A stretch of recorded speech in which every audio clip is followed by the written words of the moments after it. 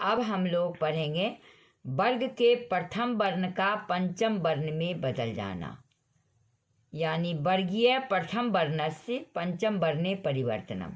वर्ग के प्रथम वर्ण का पंचम वर्ण में बदल जाना। दूसरा, तो यदि वर्ग के प्रथम वर्ण के बाद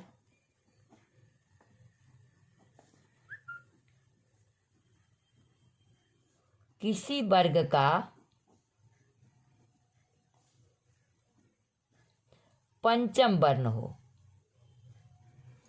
यदि वर्ग के प्रथम वर्ण के बाद किसी वर्ग का पंचम वर्ण हो, यानी क का पंचम वर्ण हो गया अंग, चौ का यो, टो का मूर्धन्य, तो का दंतनो, प का मो। यदि किसी वर्ग का पंचम वर्ण हो तो प्रथम वर्ण पंचम वर्ण में बदल जाता है।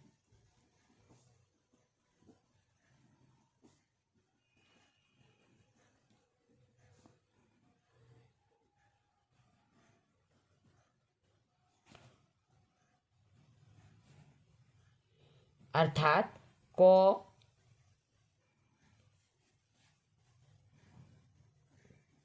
का अंग, चौ का यो, टो का नो, तो का नो और प का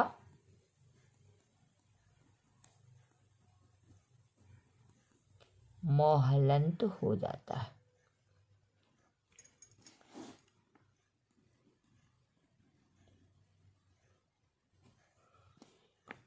यदि वर्ग के प्रथम वर्ण के बाद, जैसे वाक, जोर, मयम, तो क का क्या हो जाएगा अंगो, वांगमयम।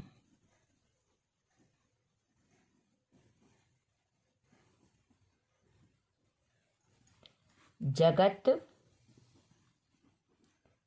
जोर नाथः, जगन्नाथः।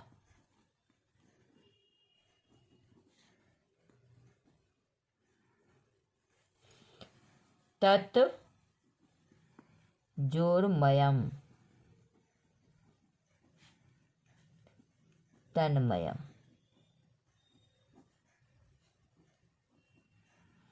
सट, जोर मासा, सन्मासा।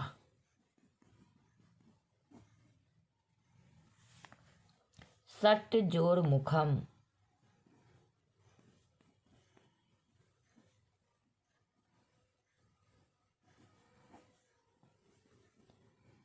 सन्मुखम।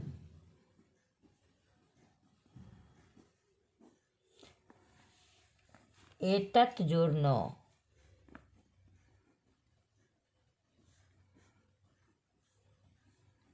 एतन्न। तो इसमें हम लोग समझे कि यदि वर्ग के प्रथम वर्ण के बाद, यदि वर्ग के प्रथम वर्ण के बाद किसी वर्ग का पंचम वर्ण हो, यानी क, चौ, टो, तो, पो के बाद किसी वर्ग का पंचम वर्ण हो,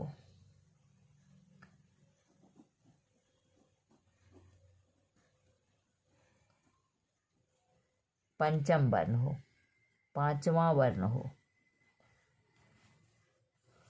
तो प्रथम वर्ण पंचम वर्ण में बदल जाता है। यानी क का अंगो, चौ का यो, टो का नो, तो का नो, पो का मोहलंत हो जाता है। तो इस तरह से बाक, जोरमयम, क के बाद पंचम वर्ण है, पवर का पंचम वर्ण, तो क का अंग हो गया तो बना बांगमयम। जगत, जोर नाथा, तो के बाद प्रथम वर्ण के बाद पंचम वर्ण है तो का न हो गया तो जगन्नाथा। तत्, जोरमयम, तो के बाद पंचम वर्ण है तन्मयम। सट जोर मासा सन मासा। तो का मूर्धन न हो गया पंचम वर्ण। सट जोर मुखम सन मुखम। एतत जोर नौ। एतत का मतलब है यह। एतत जोर नौ प्रथम वर्ण के बाद पर पंचम वर्ण है तो एतन। तो इसके आगे हम लोग विसर्ग संधि अध्ययन करेंगे।